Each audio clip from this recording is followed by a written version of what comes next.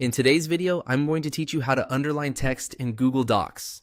If you're formatting a document and want certain words or sentences to stand out, underlining is a quick and simple option. Google Docs makes this very easy, and in just a few moments, you'll know exactly how to do it. To get started, open your Google Docs document and find the text that you want to underline. Once you've located it, click and drag your cursor over the word, phrase, sentence, or paragraph you want to format.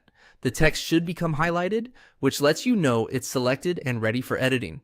Be careful to highlight only the text you want to change, especially if you're working in a larger document with a lot of content. After the text is selected, move your attention to the toolbar at the top of the Google Docs window. This is where you'll find many of the most common formatting tools like bold, italics, and text alignment.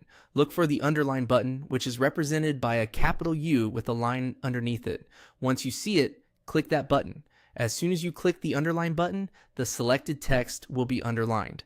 This means the formatting is applied immediately, so you can quickly check the result right in your document. If the underline appears where you expected, then the change was successful. This is useful when you want to emphasize important information, headings, or specific parts of your writing. Just keep in mind that underlining can make text look a little busy if it's overused, so it's best to use it intentionally and only where it improves readability or emphasis. If you don't see the effect right away, double check that the text was still highlighted before you click the button.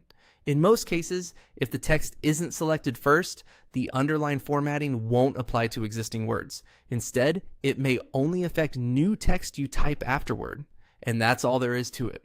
Highlight the text you want to underline, click the underline button in the toolbar, and your text will instantly appear underlined. Thanks for watching, and that's how to underline text in Google Docs.